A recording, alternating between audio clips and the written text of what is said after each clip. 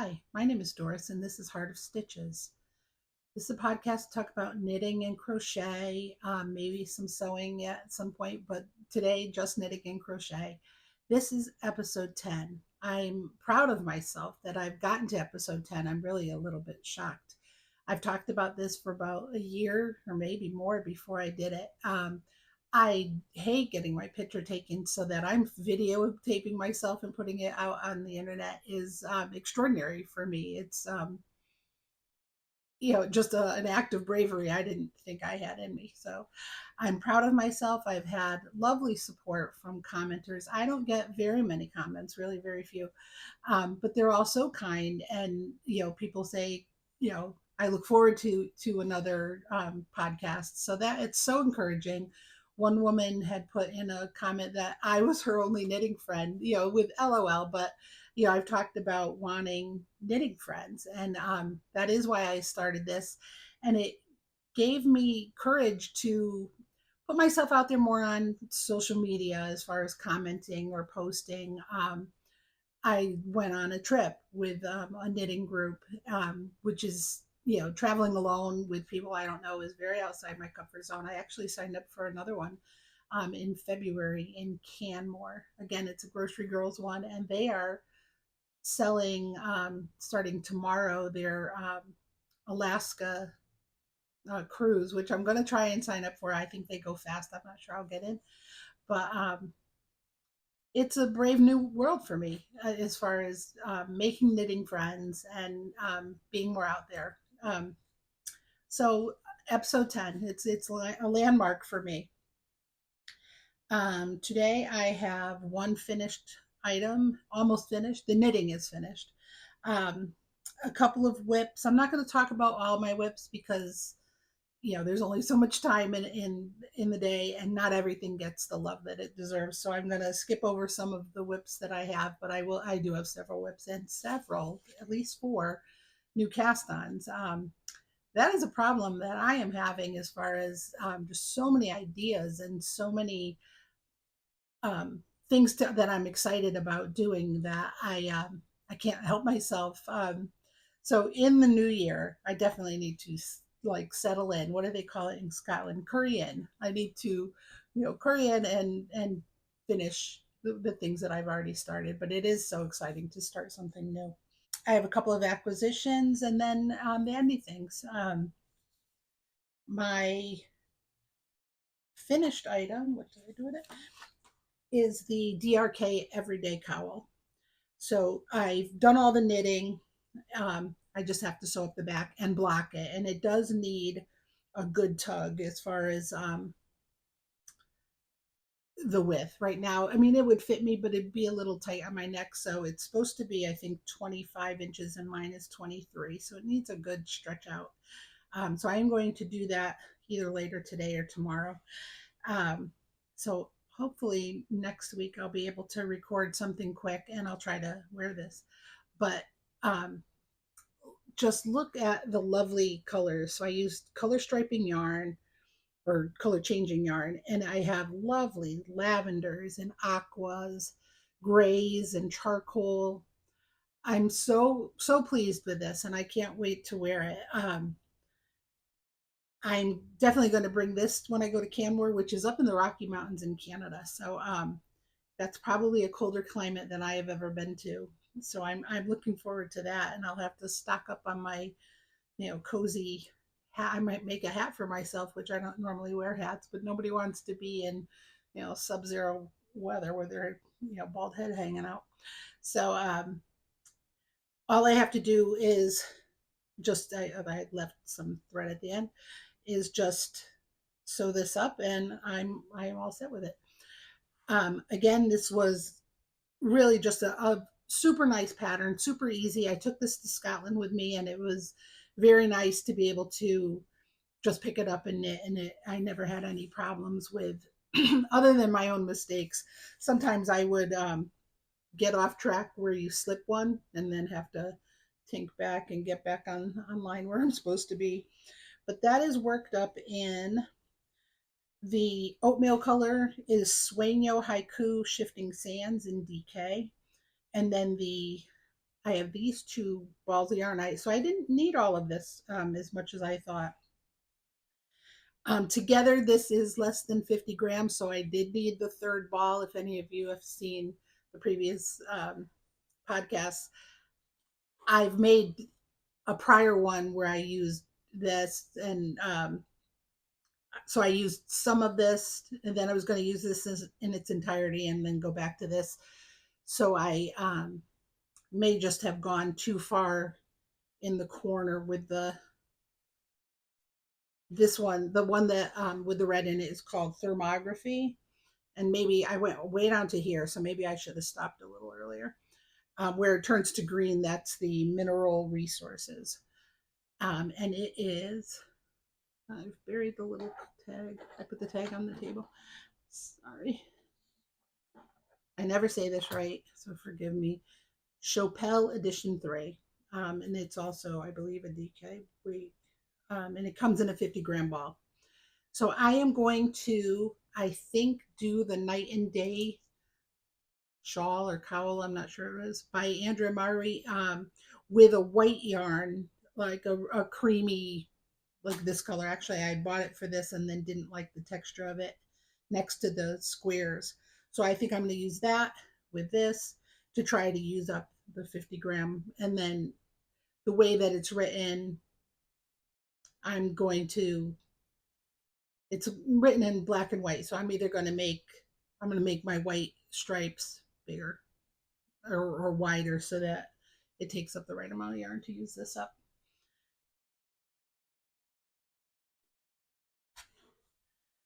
My whips, if you have seen, if you're a returning person and have seen my other podcast, the artwork sweater I'm definitely working on, but it didn't get enough progress to go through it all again.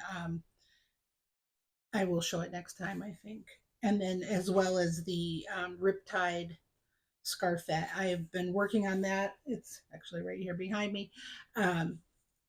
And I'll do a few rows in between other things that are fatiguing my hands. So when I need a break, I definitely go to I'm still working on the sleeves of the artwork sweater and the Riptide shawl or scarfette, and try to give my hands a break, because some of the other things that I've been working on have really, really been fatiguing my hands. Um, oops. I took some of the yarn off. Um, this, where are we? This row, you end here with the knitting, and then you do a I-cord bind off. So this really all used one color, and I knew it was going to because the colors don't change that fast. So I was coming up on this dark black almost charcoal color, and I didn't want that to be highlighted so heavily on the edge of this because it's not that much. You see it a little bit on this last stripe, but I didn't want it to all of a sudden end in black when there's not much black in the rest of it. So I pulled that off and added it to my granny stripe blanket, which is just a odds and ends. When I have a small amount, I just take it and put it in here, and this will be done when it's done. I've been trying. I don't really love the black um, because all my other colors have been so pastel-y. But I've been trying to just take them as they come. This is intended to be scrappy and not to be curated as far as every little scrappy yarn that goes into it. So the black is in there. My next whip is the MusiKAL mystery knit along from Stephen West. I started weeks late compared to other people because my yarn hadn't come in. I was on vacation. There was a postal strike in Canada. So my yarn was very late coming in. So I have been working on it. I'm going to hold it up. It's over as far as all the clues, and there's been so many posts on Instagram, so I don't think I'm a big spoiler here. But if you have not seen clue one, because that's all I'm on, look away because I am going to hold it up. You start with these, basically sound waves is what they're supposed to put you in mind of. So there's going to be six, and I am on the one, two, three, four, the fifth one. So I had planned for my color pop, this red color. It's a too bold compared to the rest of my colors. What I've looked at in other people's shawls, I wanted it to be more cohesive and less of a bold color pop. So I only put it into two, and on the front side, you barely see the red. You see it a lot from the back, but from the front side, you only see it a little. So I'm going to continue to work the red um, into the shawl, but not to the point where it's heavily featured. I don't want to pull my needles out of this thing. Um, Sorry. The way Stephen West has you do this, you're on. I took the extra needle off. You basically, once I get to the brioche, this section will be on a separate needle, and then these two. So it's complicated to hold on to. Um, it's a lovely pattern, of course. His Stephen West's patterns are always artwork, really. Mine is made from Frankie gray fibers. In Army is the darker green. Um, Sky High is the lighter blue. Cobalt is the darker blue.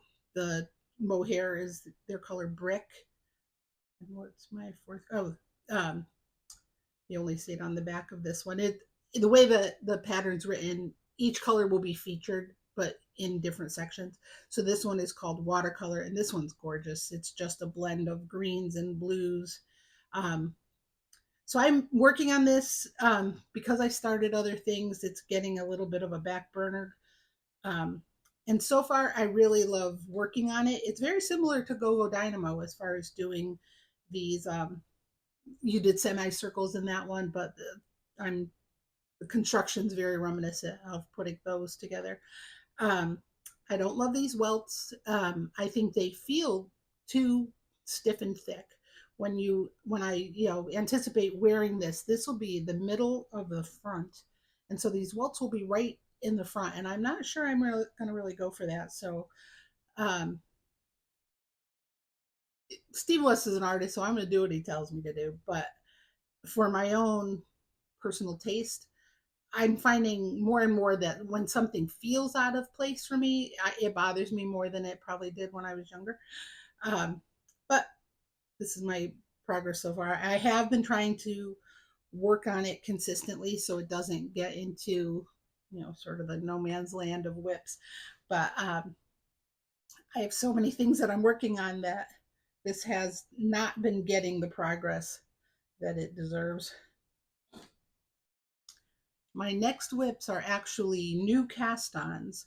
So I had intended to make 8 of these, the Gnomes of Grimblewood by Sarah Schira, and I'm making Gnicole, which is the one here with the big hat, the big cabled hat. I started on my older of my two. I have two sons. I've started on my older son's one first, and they're taking a long time, and they're very fatiguing on my hand. I think doing cables and worsted is I don't want to do 8 of these in the month of November. So what I've decided to do is to continue making the gnomes, but I'm going to try to do one a month, excluding December because of Advents. And then next year at Christmas, everybody will get one that I don't hate these gnomes by the time I give it to them. And what I'm hoping to do over the months is make each one a little bit personalized. Like I started doing it. I have to rethink it. The yarn for this one is Wool Ease in a colorway that they don't make anymore. This yarn is 29 years old, 28 years old.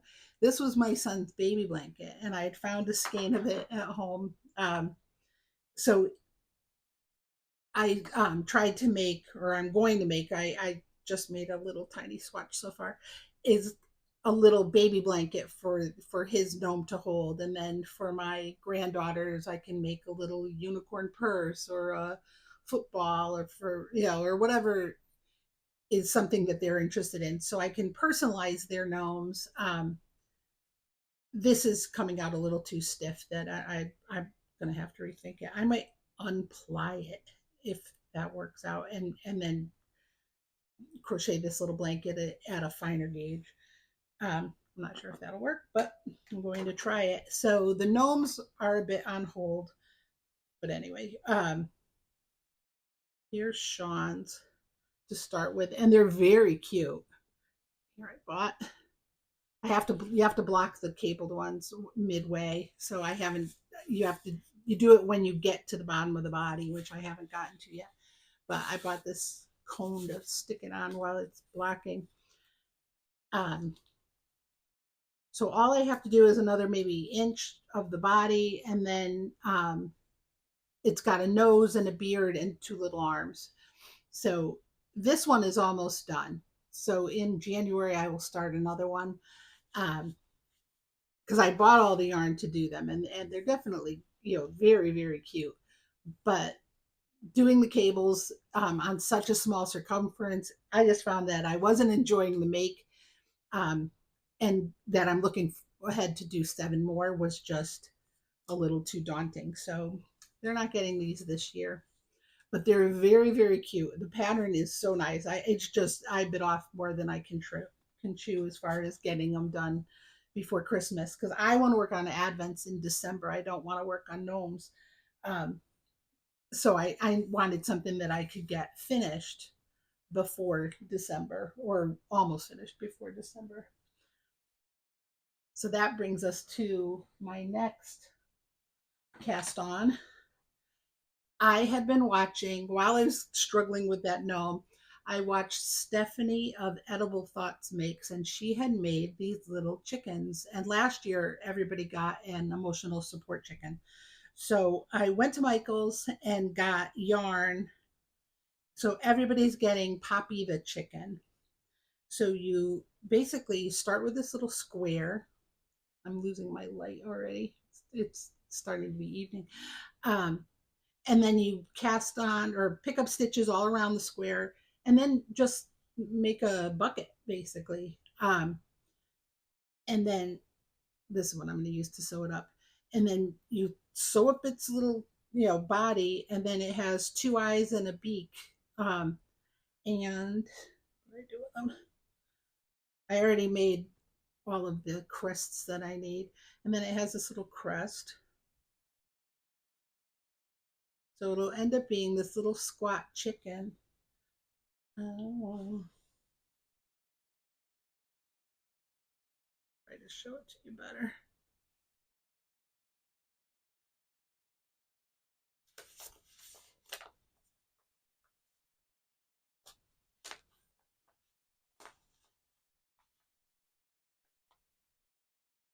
Here, off of it. So when it's done, it looks like this. I'll put up a picture of it. And then when the way you pull it in, and because it's square, it ends up doing a little sort of chicken shape in the back of it. So everyone's getting one of these. This one is for my older son who's in Connecticut. So I want his done first because his has the farthest to travel as far as getting to him on time. This is going to be their day 24 of their Advent. So I really, other than his that I'm actually going to bring it to Connecticut next week. His needs to be done by then, but everyone else's I have a little bit more time. So I've done all of the waddles. They were a little bit of a pain in the rear end because they're just so little. And I used the yarn that they gave me at Radical Weavers for that weaving project with the hand loom. I did this double because it's not, doesn't say what it is, but it's not as bulky as this one. So all of the yarns that I used for these are Lion Brand Thick and Quick.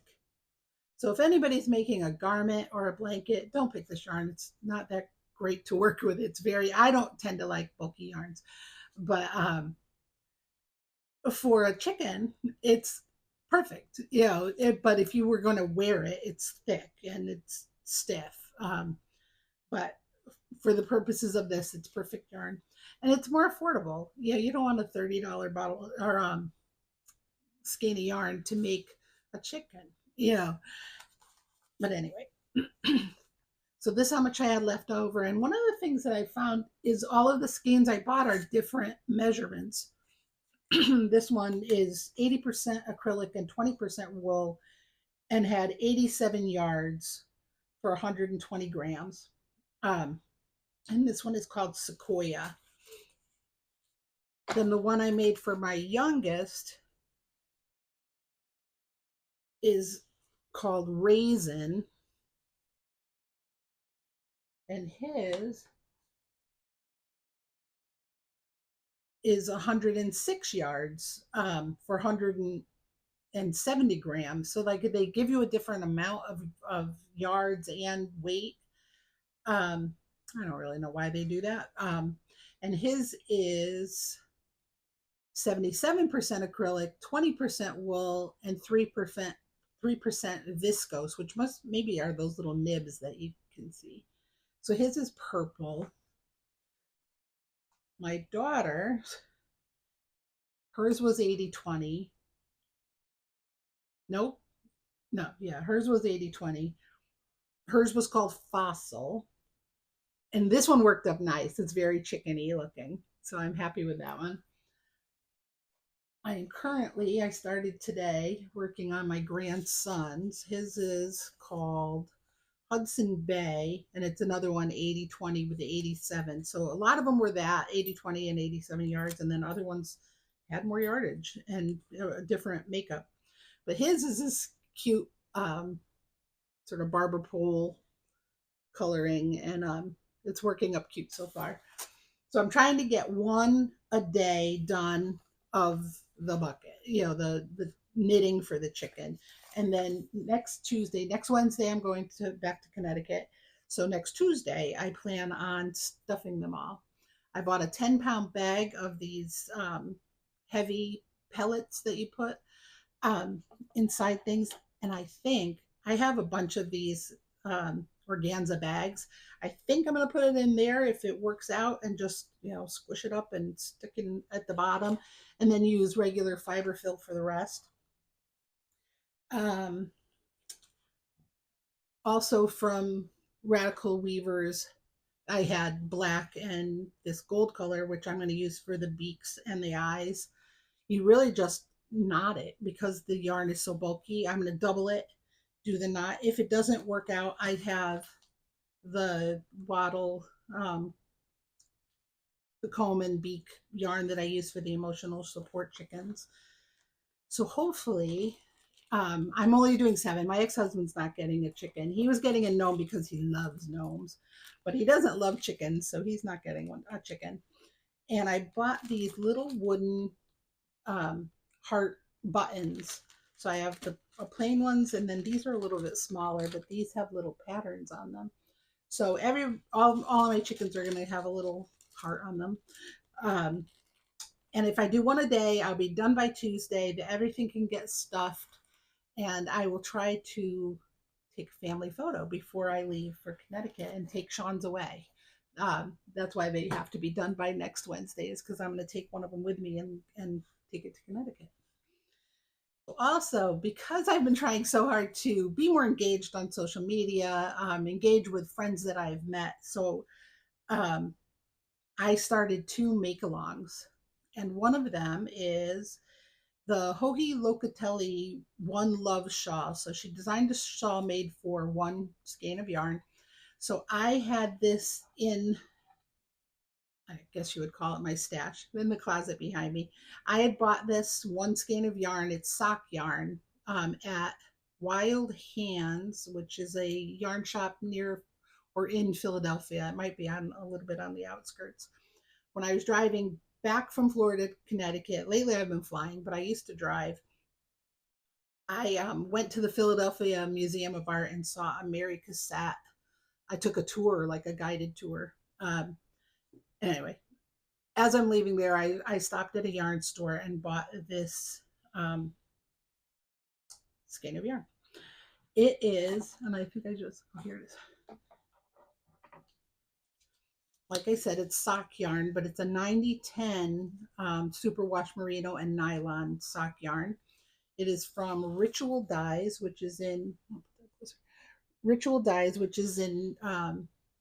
Portland, Oregon, and I think Maiden is the base. It's a 2-ply twist fingering weight, and it's juniper berry is the colorway that I'm using. So it's this beautiful blue, and it's got just little. You can see on this part that's sticking out, little specks of violet purple and dark blue purple, a little bit of dark green. The specks are tiny, so as I'm working it up, you don't see them a lot, but here it is. Hopefully nobody's spoiler alerting this. This I am on in the middle of clue 2. Clue 3 has been released, and this is the middle of clue 2. So it's basically a garter stitch shawl with some bands of, I'll try to stretch it out, um, of lace in the middle. So I have also been using this when my hands are fatigued. I'll pull this out because the garter stitch rows are just so pure, easy knitting. Um, so I'm trying to keep up with that. I'm definitely taking this one to Connecticut with me because it's one ball of yarn on wooden needles, so I don't have to worry about TSA as much as some of my others have big, thick metal needles, so I don't want to take that with me. And my other one is up here. The other MCAL that I joined is called the Mixed Media Mystery Shawl, and it is by Shannon Long of Blue Fern Yarns. I watched two different podcasts, which the women were making this shawl. One is Memily Makes, and her name is Emily, and the other one is called Hooked and Happy, and her name is Jo. And so I really enjoy both of those podcasts, especially Memily Makes. She's sort of my doppelganger as far as making things. A lot of things that she's making, I either have made or are in my queue, or vice versa. Sometimes I've started and then she starts, and other times she's done it, and then I'm like watching her going, "Oh, that's on my queue to do." So, um, again, I stash dived for the yarns for this because it was a little bit of a spur of the moment. This is Stunning String Studios in Petal Pink, and this was left over from the Go Dynamo Stephen West shawl. The pattern calls for a more variegated yarn in the middle. This is, I guess you would call it tonal. It's a little of a mottled pink, but it's not by any means, a big variegation. And then I have, it takes 100 yards of the next color, but I have two of these 50-gram, what they call it, Emma's Yarn, uh, beautifully basic halves. And it is 100% superwash merino, and this is the colorway Lilac You a Lot. And it's a nice purple. So it starts with a crochet middle, and then there's, looks like it's an eyelet row. This isn't a mystery one. This is the pattern comes whole. Then there's 3 rows of knitted stockinette. So that's why it's called mixed media, because it's got knitting and crocheting. So my heavily variegated one, I'm going to use this one, and it's going to be the middle stripe of, so it'll be the purple, then this, then purple again. And I ordered from Emma's Yarn 2 very hot pinks. So the eyelet color pops are going to be hopefully a hot pink like that. This one is from Mitchell's Creations. It is, ooh, I can't say that. Lagniappe sock. I'm not really sure what that means. 75% superwash merino, 25% nylon. It's a 4-ply fingering weight in the colorway Pixie Dust. I bought this at last year's Yarny Gras in New Orleans. I had bought an Advent, and I was making a mitered square blanket, which I still have in my whip. And it came with it was a Valentine's Advent. It came with 14 colors, and a couple of them were a little bit of outliers. So there was a lot of soft pinks and coral and lavendery colors, but then there was a couple that were like this aqua blue that was, you know, very dark, and there was a couple that were a darker purple. So I went to Yarny Groth thinking I'm going to find colors I can add to this blanket to sort of, you know, don't leave the blue one sitting out by itself. This one, I've I've already planned out all the colors. I haven't finished the blanket yet, but I have planned out all the colors. And this one didn't make it in, so it's been in my stash. I also bought from Gems Luxe Fibers. This was a set, and I forgot how many I got, 6 or 8 of these little, like 10 gram or 15 gram minis, with purples. And again, this one didn't make it in. So this, if I don't like the pink that comes in, this is going to be the color pop. It's just a deeper purple. Otherwise, this one might not make it into this one either.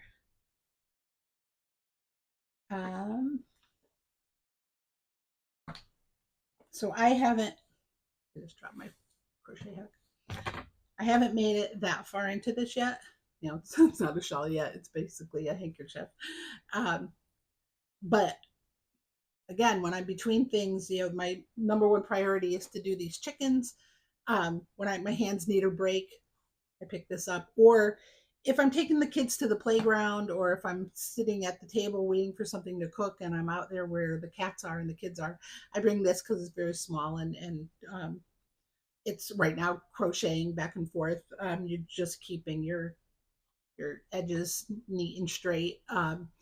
So it's super easy to do on the fly. And so I am trying not to cast on one more thing in the meantime. So for acquisitions, if you've seen my other podcast, you would know that my Frankie Gay Fibers was stuck in the post office in Canada for like 4 weeks. So in the meantime, I had ordered some Madeline Tosh yarn, and so that has come in. So I have that as an acquisition. Sorry, it's in a plastic bag that's going to make noise.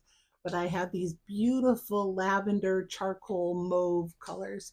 So since I've started the MusiKAL, and I'm definitely not making 2 of that, I'm going to use the Madeline Tosh yarn for the glittering snowscape shawl by Stephen West. I think that's escape. I can't read my own writing. I sort of stuck it into my notes here. I won't start that at least until January, maybe not even then. But it's definitely kitted up. I bought the pattern. I have the yarn. It takes 5 colors. I have 5 colors plus 2 mohair hairs in there. So that is one acquisition. My other acquisition, when I went to Michael's to buy the yarn for the chickens, I happened to see this Granny Square flower one. I had already owned when it first came out.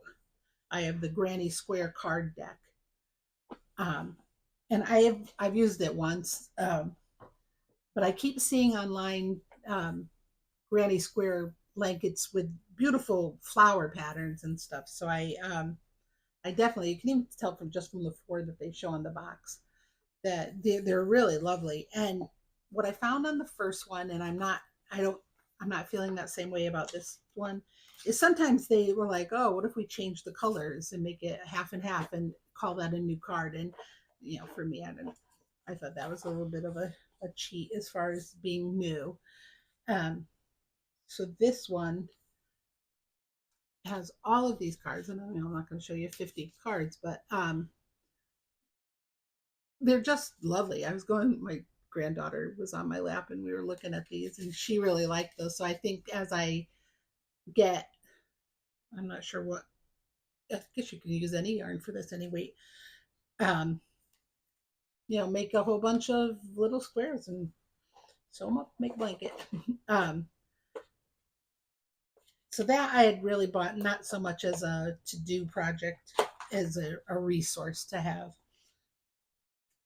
In order to make the gnomes, I knew I was going to have to work with small circumferences, and the DPNs that I have are bamboo wood ones, but I always get a splinter that seems to, not so much get infected as irritated. So I bought a set of DPNs. So these are Knit Pro. I think they're called Zings. This color is the one that's currently used in the gnome. Um, so now whatever I want to make, whatever those gnomes throw at me, I'm going to have a DPN to work with it. And it comes in this nice little sheep case. So that was cute. So I'm very happy with that purchase. The DPNs have been working out well. Okay, and then Bandy Bits, the 6 things. Number one, I don't know if anybody has been able to watch Game of Wool. What's his name? Tom Daly, right? Is that his name? The diver from England that they would show on the pool deck knitting. He's the moderator, the host of the show. He's not a judge, I don't think. And they have 10 knitters. There's 5 men and 5 women, which is fair as far as a game show, but in the demographic of who is knitting, it probably is a little heavily weighted towards men, but they could have given the ladies a break and made it 60-40. But there's been 2 episodes, and I don't know if this is a cheat, but I saw it on YouTube.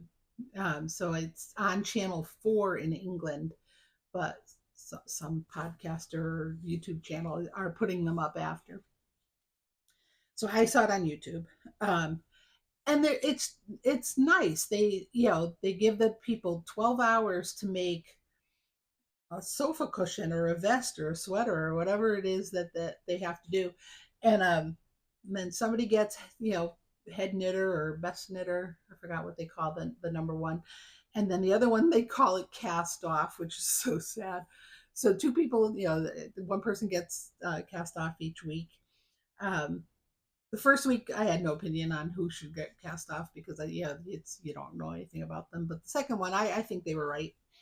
And the 2 lovely women that we met at Di Gilpin's yarn studio, Di Gilpin and Sheila Greenwood, who wrote a book together on Gansey knitting, are the judges. And they are so lovely and they just love knitting so much. I know there was a controversy on episode 1 about what constitutes Fair Isle knitting. And I'm not in that controversy. I see where the people who are trying to get a heritage craft not convoluted with other crafts, I understand their passion for it, but I also understand this is a game show. It's based on, that's like sometimes on a cooking show where somebody will call something coq au vin and they'll tell them off and say, well, that has to be with a 8-year-old rooster. Well, it's coq au vin like, and so I think that it was Fair Isle like. I don't think they meant to, with bulky yarn in 12 hours, make a Fair Isle sweater. I don't think anybody expected them to, but I'm not in that controversy. I thought the whole thing was fun. I do understand where people might have felt like their passion was slighted, but in the end, I thought it was great. So if you can find it on YouTube, I don't know how to link it. Whenever I type it out, it doesn't link to anything. So it's called Game of Wool, and I was able to find it on YouTube. My second one is a man that I just saw on YouTube. He's called The Knitting Man, or not just Knitting Man. I think The Knitting Man was already taken by somebody else. And he is new to knitting, like so new. He thought flat needles should be flat, not round, and he's so earnest about learning and he's so passionate about it. And his daughter is learning crochet and they're trying to do this together. And then I think once they get some kind of aptitude for it, they're going to teach each other the other craft. And he's funny and just so earnest about knitting. And it brings you to mind of how hard it was in the beginning. And that, when purling and knitting and reading your work is, when you see somebody struggling right at the beginning, your heart goes out to them. So I've written him 2 long comments about this is this and that is that, and keep up the good work. And, hopefully they're not so long. He said they were hopeful. So he's my number 2. My number 3 is the, I guess now former, as of the 10th of November, Higgins. and I wrote his name down somewhere. And now I don't remember his first name. Sorry. Michael D. Higgins. He has been the president of Ireland for the past 14 years, and the November 10th was his last day. So I actually don't know anything about him other than that he was a president. I don't know if he was a good president or a bad president, but for 14 years he must have been all right. What I love about this man is his dog. He takes his dog everywhere, and it's a Bernese Mountain Dog, which I had a Bernese Mountain Dog. Prior to that, I always had Goldens. I've had two Goldens. One of them lived like 19 years, so I haven't had a lot of Goldens because my dog lasted so long. And then we got a Bernese Mountain Dog, and a sweeter dog in the world doesn't exist. They're so fluffy and they're so large. Mine was a little bit small for her breed. The one that this President Higgins has is big. Um, they're so cuddly. They're so loving. They do a thing that I've never seen other dogs do, where they basically sit on your feet and back into you and just try to get as much contact as they can with you. Um, they don't live very long. They are very prone to cancer, which is how I lost my Sadie. Um, so I would get another one in a second if I didn't think it was cruel to bring a very very hairy dog down to Florida, or the heartbreak of losing her so suddenly. She had been uh, you could tell she was having a hard time with the stairs at my house in Connecticut. My deck is like 14 feet off the ground, so I have like a small set of stairs and then a big set of stairs. And she was starting to struggle, and I'm giving her all sorts of joint supplements. And so we end up bringing her to the vet, and they're like, she has cancer. It's her brain. It's not her joints that are bothering her. And it's like, oh, and they put her down the same day, and it was tragic. So anyway, I love this man. I love his dog. Um, and if you could stand the heartbreak of having a dog, my Sadie lasted 11 years, but that's short for a dog. My Golden, the one that we had for so long, Triton, was 19. So it's almost half as long that we had the dog. So anyway, I'm going to cry if I talk about Sadie too much. We I was not going to get a dog. We had a dog, and I was at a mall with my son and his friend, and both my sons and his friend and my daughter. And one of my sons, my youngest one, drinks really fast and a lot, and the waitress kept refilling his soda and smoothies and like whatever he wanted that was in the soft drink list. They like brought him one. He basically had one of everything and had a huge bellyache by the time we left the restaurant. And so I took him to like walk it off and hit the restroom maybe, and I let my daughter and son and my son's friend go to the pet store that was at the mall. And when we got there, they had taken this dog out and had her in a one of those petting rooms. And as soon as I saw her, I'm like, we're not getting her, but if we did, her name would be Sadie. And then they're like, once you've named her, like I fell in love. I literally came around the corner and fell in love with this dog. So I never regretted getting her. She was beautiful. But anyway, number four isn't so much a good thing as I'm trying to figure out if there's a way I can do Vlogmas. It's chaotic here in the morning, so I really like the Vlogmases where people get up and they come down the stairs in their pajamas, they have a cup of coffee in their beautifully pristine clean home, and everything's, they journal for a little while. I don't have it that way in the morning. Maybe when I'm at home in Connecticut, but here, just outside my door, there's screaming and singing and laughing and yelling and just all of the sounds of life. So I'm not sure I would be able to find enough time that's quiet in the morning to do more than 5 or 10 minutes of a vlog.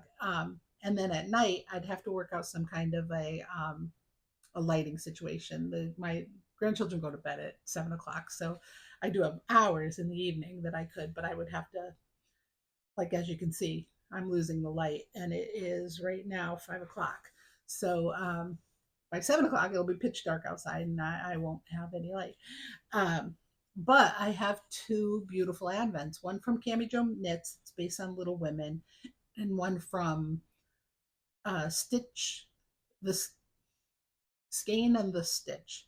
And that one has Mima Makes is made them a crochet quilt inspired pattern that's coming out on December 1st as well. So I would love to share with you all these beautiful advents that I have. I also have one a jam one coming from Bon Maman, which I love that kind of jam. Um, so I'm going to try and do 5 minutes in the morning and 5 minutes at night just to open it up, and then at the end of the day maybe show you what I was able to accomplish on the quilt crochet blanket, and then I'm going to make a sweater or cardigan out of my Cami Jo knits. So I've ordered from Cami Jo knits, and it's shipped. I haven't gotten it yet. Is the natural base of the um, that my advent will be in. So what I plan on doing is 24 thin stripes and then a white stripe in between. So the colors get to stand out on their own a little bit, and I'll be sure to have enough yarn. So I have a little bit of planning to do once I get the base in my hand to see how many stripes, because I basically need it to be 24 plus white in between. So at least 48 stripes, if not, if I do a white and end in white, maybe 50 stripes. How wide each stripe needs to be, because I like it to be, you know, to make sense with each other and not have the top have big stripes and the bottom have skinny stripes. That would make me nutty. And then I bought for each of my kids for their advent this cookbook called the Christmas Cookie Cookbook. It is made by Cider Mill Press, and it doesn't really have an author. I looked, and it must be a company that just compiled, but it has all the recipes that like bourbon balls and chocolate crinkle cookies and those, what do you call them, roulash, the pinched together ones with the jam or poppy seed in them. There's gingerbread men. There's sugar cookies. It has all the recipes that any traditional cookie platter would have. So I'm not going to make one every day, that is for sure. I'm trying not to eat too much sugar, never mind have 24 batches of cookies, but could make a couple. And if we get up to any kind of Christmas, go to any kind of Christmas fairs or something, maybe I can take a couple minutes of video of that. Um, my grandchildren are very cute, and I don't really have a problem putting them up on, but they couldn't hold it together and be not scream for more than a minute or two on camera. Like, so if we're making cookies, we'll probably be able to get a couple minutes, but we definitely wouldn't be able to show the whole thing. That is a for sure. Number 5 is The Suspicion of Mr. Witcher, and it is a series, an English series that I have been watching on Hulu on Disney Plus. And it's older, from maybe 2013, 2011, somewhere in there. I think it's a series the way they're showing it. There's 4 episodes, but I think it was 4 separate movies. And the guy that's in it, his name is Paddy Carradine, I think. And he is the guy that was the king in the sequel to Game of Thrones, or the prequel to Game of Thrones. And then Olivia Colman was in one of them. I don't know her name, but the woman that is Lady Felicia on Father Brown was in it. Peter Capaldi or Cataldi, and he was one of the Mr. Doctor Who, so I like him. He was in one of them, and they're just really well made. It's an 1800s. The first one, he was a cop, and then later he's not a police officer anymore. He's more of a private eye. They call him I don't know, an inquiry agent or something like that. It's a real well acted period piece. I've really enjoyed it. I watched all four of them over the past couple of weeks. Then my last one, my good for me, my hydration, I'm still doing really well. My sugar, I'm doing really well, except for my son and I, when we went to a movie yesterday, ate at a restaurant called Glazed at Disney Springs. And I had a donut, and boy, like I felt the sugar shock of it after. So I got this hot honey chicken tenders, and they were very good. But we saw a movie, and I don't want to say terrible things on the internet, but the movie is called Begonia, and I'm not going to say too much about it, but I saw it, so you don't have to take it for that. Um, it was just horrible. Um, so they say if you do something for 2 weeks, it's a habit. So now it's been 2 weeks, or a little more actually. So I need to start two new habits. What I think I am going to try to do is start setting like a bedtime alarm, not so much to get into bed, is to wind down my knitting, maybe get my in my pajamas or nightgown, go brush my teeth. So I am ready for bed. Like no excuses, just get into bed. Cause like a lot of times I'll start dozing off and it's like, oh, I still have to my bed ends up being have stuff on it like almost every day because I take things away from the kids and I put it up on my bed so they can't touch it and to clear all that crap off every night. Um, so anyway, to at more like 8 or 9 o'clock, start clearing the ways and putting myself in a mind to go to bed. And then maybe I'll sleep better. I also bought this lamp that has red light instead of blue light. So if I want to read at night, it supposedly it helps you produce melatonin or whatever it is that helps you sleep. So I'm gonna try that. And my other one is adding more stretches. I do stretches not every day, but pretty often, as far as keeping my legs limber. Touching my toes, going side to side, keeping my back limber. But I want to do something maybe to help my posture and um, add a few more stretching exercises to my plans. And that's it. I hope all of you have more than six things that warm your heart. I hope you're getting ready for whatever holiday or not holiday that you celebrate. But it's the change of season, so even if you don't celebrate a holiday, um, getting ready for changes, and it's always fun. Um, with that, I will leave you, and I will keep you in my heart of stitches. Thank you.